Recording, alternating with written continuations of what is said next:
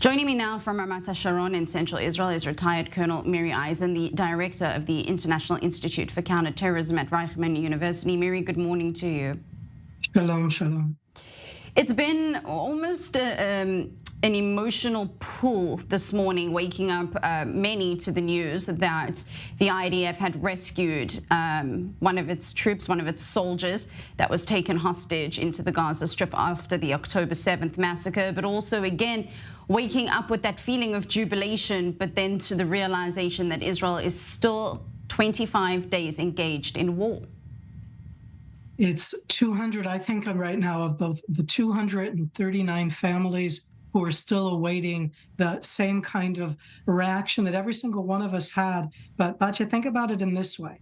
A terror organization not only declared war, enacted war, a genocidal attack, that part of it is the hostages. Israel has systematically, in a quiet way, it doesn't make it any easier, rescued one of the hostages. This isn't the manipulation that these terror organizations, specifically Hamas now, are trying to do to all of us.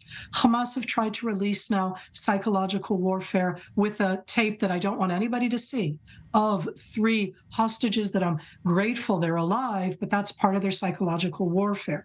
Israel is systematically trying to get to them. Hamas are trying to say that what they're doing is in any way okay. And I think that what we're seeing is that this isn't about haste. We are systematically going after Hamas infrastructure. We're systematically going and trying to get to the hostages. And the Hamas terror organization knows that, is scared, is trying to use its own civilians as the human shields and the hostages as an asset. And we're making sure that they cannot do so in a very complex way. Absolutely. We are looking at live images at the moment on the screen of the Gaza Strip. We can see some smoke in the background as the fighting continues.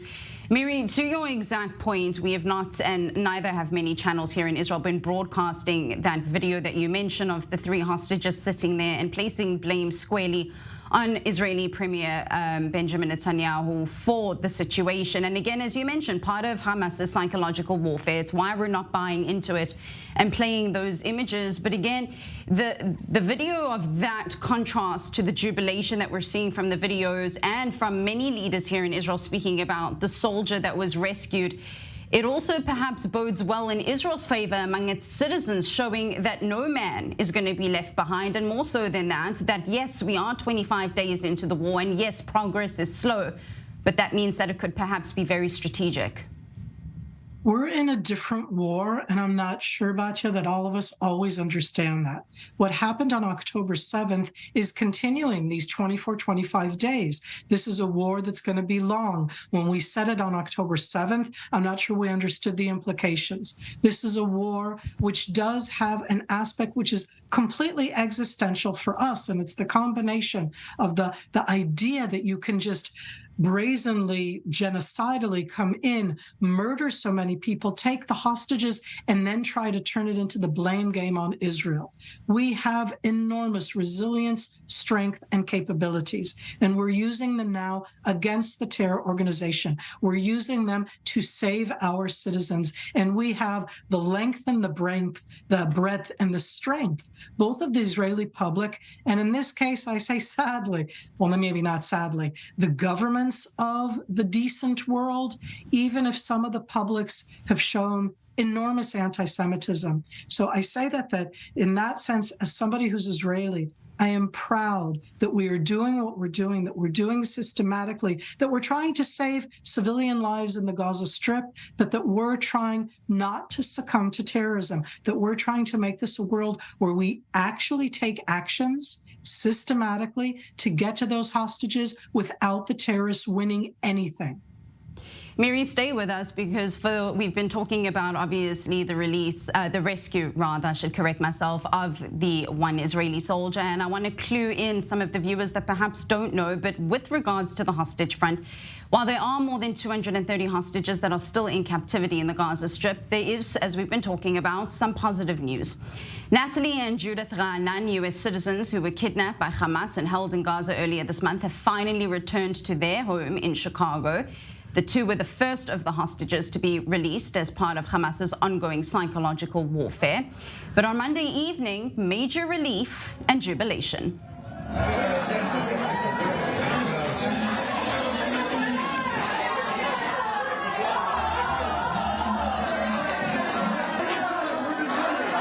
All this as a kidnapped Israeli soldier, Private Ori Megadish, was rescued from Gaza in an Israeli operation the evening before and finally reunited with her family after nearly 4 weeks apart. I know this sense of, it's not only the sense of loss that bereaved parents have, it's a sense of not knowing, of continuous anguish. So I fully understand their concern. But our common assessment of all of the, not only the cabinet members, but also all the security forces and the military, is that the ground action actually creates the possibility, not the certainty, but the possibility of getting our hostages out. Because Hamas will not do it unless they're under pressure. They simply will not do it. They only do it under pressure. This creates pressure. And again, we obviously greeted one hostage with open arms after yesterday's successful action by Shabak and the IDF. But we're committed to getting all the hostages back home. We think that this method stands a chance. It's a goal that we're committed to. Most of this broadcast has been focused on developments in the south, but that doesn't mean that we have not been keeping an eye on the north. And I want to go to our correspondent now, Robert Swift, who is standing by for us in northern Israel.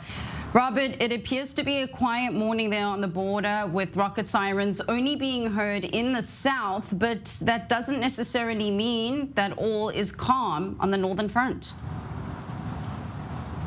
No, it doesn't. We've frequently seen spells of calm quickly broken by action here on the north. This has happened on multiple days. So last night there was Israeli airstrikes conducted in the south of Lebanon.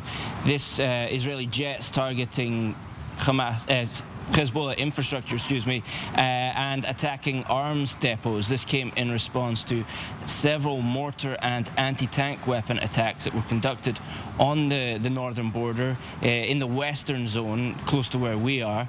These took place towards the end of the afternoon yesterday, and so the Israeli military responding. But there's still little bits of activity constantly going. Activity that doesn't quite make the threshold of reporting, but it's not uncommon to see fire or to hear shots from the border. If I step aside, you'll see the border behind me, where currently there is some sort of fire emanating from there. Now, at the minute, it's unclear what this is, but often when mortars have been fired, they will cause fire. And you'll see where the smoke is emanating from the border. Just to the right of there's a series of antenna and towers. That is an Israeli base. And we've seen that base and other bases there along the border targeted. Just yesterday, whilst we were up there, we saw that base targeted. So it's possible that that's what's happening up there. But at the minute, it remains relatively quiet. Correspondent Robert Swift giving us an update from the northern border. Thank you very much for that. We'll be crossing live to you a little later for more. Still joining me from Ramat Sharon in central Israel's retired Colonel Miri Eisin. And here in studio with me is our senior editor, Guy Azrael. Guy, just before crossing through to Rob, we were discussing with Miri with regards to the jubilation, if we can put it in any other way, that was felt when this IDF soldier was finally brought home after almost 4 weeks of being apart from her family. Now, Israel, without a doubt, is known as being one of the most resilient nations, and people are united, but people are also anxious and scared and worried and concerned. What did these images and what did this do for the morale of the country? Yes, but it's a rare ray of light. The name Ori means light, and that was the ray of light, a moment of joy for the people of Israel 25 days after this massacre and the terrible toll that it took on the national morale, the trauma, the mourning, everything that followed has left this nation with very difficult feelings. So certainly yesterday to see that outburst of joy from the family, but not just all of our neighbors, all of that small city of Kiryat Gat have come together in celebration. I think many Israelis shared the same emotions last night, looking for something to be joyous about. That was so heartwarming to see.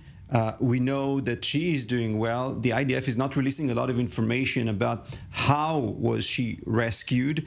They keep these details secret. What we do know is that she was held in the hands of Hamas, not under any other terror group or not in the homes of civilians, because we know civilians also took part both in the massacre and in the kidnapping of Israelis. So that was a joint and planned operation. They didn't just come across her, so to speak, as they were making their way into the Gaza Strip, but in a planned operation with intelligence. And the IDF has actually wanted to keep her rescue in secret as well. She was transferred to a hospital. She met her family and the chief of staff and other security officials. They did not want the public to know about this because of the intelligence implications, what the methods that they've used. It came about so that the word has come out, and eventually last night they figured that they would release that statement together with her picture, a moment of joy for her family and for the people of Israel. The IDF did say that she has provided a lot of very useful information about her captivity, about where she was hiding, we can assume, about who held her, about the condition of her friends, perhaps. All of these things would be very useful as the IDF continues its ground operation and the efforts to release more of these hostages. 238 still held in these tunnels in conditions that we don't know about. The Red Cross, of course, have yet to see them or provide them with medicine, and we know that many of them are in need of urgent medicine, and many of them are considered or presumed to be wounded in the fighting as well. Still no word about their condition. A lot of concern, a lot of worry in Israel, and at least that ray of light last night. Miri, from a tactical perspective, and please excuse me, I'm not asking you to get into the mind of a Hamas terror organization, but surely releasing one by one the hostages is providing, as Guy mentioned, significant intel and information toward the IDF as opposed to releasing a group of them. It almost appears that apart from the psychological warfare, this doesn't benefit Hamas in any way, because the more information and intelligence that comes out from each of these individuals, the more precise and perhaps the better Israel is going to be at going in to rescue them. We have to remember that Hamas is a terror organization, Batya. They came in as part of their murderous attack was to take these, as they'll call them, assets. They want to use these assets to get out people, terrorists that were put on trial and put on jail under law inside Israeli jails. There is no equivalence. This is the asymmetry in that sense of actually putting it on the same platform. Hamas are losing their cards. They're losing their assets. Not just their murderous attack should be enough, that ISIS attack that they did on October 7th, the taking of hundreds of hostages from every age. So when I look at it in the operation, this is the side where Israel, and I don't think that we're ignoring the world. I think that we're trying to save civilians in the Gaza Strip, both the hostages and any lives that are not Hamas inside the Gaza Strip. That what we're doing is, Batya, we're more in control, and that scares Hamas. We are showing that we can get past what they prepared for a decade as their defense to hold their assets. We're going in and systematically taking it apart. We're going into the system and finding one hostage, and my hope goes out and say maybe another one. I don't know. They're holding them. I think that the fact that Israel has been exposing that when Hamas built this whole infrastructure, terror infrastructure, to hold the hostages, to take care that their terrorists would stay alive and their civilians above ground would be the defense, that I think that a lot of that is focused the hospitals inside the Gaza Strip. It is the worst part. So here we are. We're more in control. We're very much taking the advantage. We're the ones on the initiative against Hamas terror, not succumbing to their psychological warfare, not allowing them to lead us on the road. Having said that, Batya, there's a big gap here between how we view it in Israel, how our allies, governments understand this, and the way that Hamas very much is trying to orchestrate a different narrative, a different idea in world opinion. And that one right now is a challenging arena. Right, and speaking of the world, Israel obviously has many fronts to try and deal with here, but one of them being the fact that anti-Semitism as well as anti-Zionism have been on the rise worldwide amid Israel's war against Hamas following the October 7th massacre. At a Monday meeting with Jewish leaders, Biden administration officials vowed to make a plan within 2 weeks to counter the alarming increase of anti-Semitism at U.S. colleges and universities. To drive that point home, Israeli ambassador to the UN Gilad Erdan and his delegation wore a yellow Star of David at the UN Security Council meeting on Monday, bearing the message, "Never again." Those same yellow Jewish stars that had to be worn by Jews as a mark during the Holocaust. In Israel, War Cabinet Minister Benny Gantz also addressed the issue, sending a specific message to Israel's Jewish brothers and sisters worldwide. Take a listen. As I speak, our sons and daughters endanger their lives to ensure our survival, to defend our homeland and our families. They fight, we fight, for a future free of terror, a future free from Jewish fear. We owe it to the Jew in Auschwitz crying for help. We owe it to the university students scared to wear a Star of David or speak Hebrew. We owe it to over 200 hostages sitting in darkness with nothing but hope keeping them warm. We owe it to the children of Am Israel who deserve one day to live beside their neighbors in security and peace. Miri, a major concern among Israelis, not just those with dual citizenship here, is the prospect of whether to stay or whether to leave. And why it's becoming such a difficult concern for many is the fact that anti-Semitism worldwide has really reached a peak in some places, estimating that it's over 1,000% of an increase. 1,000%, that's off the charts in terms of numbers. And I think what Israeli leaders worldwide are trying to do is to remind the world that while we keep comparing this perhaps to a second Holocaust, the difference is that we have the state of Israel. As I'm sitting here and talking to you, Batya, and both of us have these accents. We came from other places. We came from those Jewish communities around the world. As I've been speaking to Jews, to Israel supporters over the last 3 weeks, 4 weeks, endlessly, one of the aspects that I think is the biggest dissonance is that I feel safer as a Jew who was born in the United States, right now in Israel, under attack, sirens, my family is mobilized, it's my children who are fighting and my husband who is called up, and I feel that here I'm safer and more in control because that, oh my God, that anti-Semitism that in my lifetime I never thought that I would see in the United States of America, all over Europe, when we say rearing its ugly head, could any of us imagine this, that we're under attack and what comes out is the worst anti-Semitism ever seen?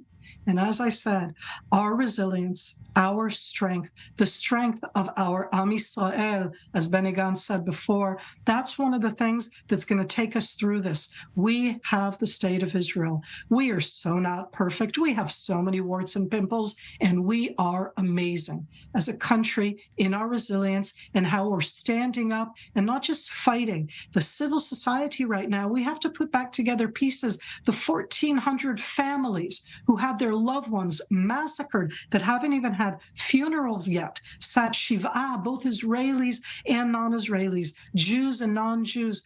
This is part of our strength, and we need to see it for what it is. In its own way, Batya, I'm almost happy that when we say anti-Semitism, and we talked about it, and everybody was like, no, it's not there. Here we are. It is here. It is thriving in the worst way possible. Face it, people of the world. Stand up and talk about it. Don't allow the Jew to be the only thing that's allowed to be vilified in the world. Don't let this terror attack take you onto the wrong side.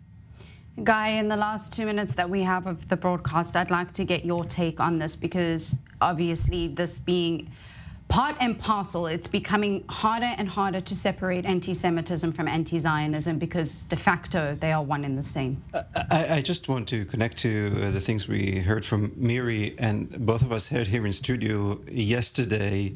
Iris Chaim, she's the mother of Yotam, who was kidnapped into Gaza, and I spoke to her after the interview, and what she said to me was, my grandparents, her grandparents, were murdered in Auschwitz in the Holocaust, and she has no other country, and that's why she has her faith in the state of Israel, and she will fight for her life here, really alluding to the secret weapon that Golda told Biden about. Well, we have nowhere else to go, and I think this is something that is the bottom line for the world to understand what we're dealing with and how Israel is so engaged in this situation, a threat on our people because they're Jewish, with a Nazi-like ideology, as Olaf Scholz says, the new Nazis, targeting Israelis with the charter of Hamas calling to eliminate Israel as the Jewish state, to slaughter Israelis and Jews because this is the goal of Hamas. And therefore, this is how it all connects to our identity, to our history, and to what we're fighting for now. Our senior editor, Guy Azriel, and retired Colonel Miri Eisin, thank you both so very much for joining us on this breaking news edition. For anything you missed, make sure to check out our website at i24news.tv or tune in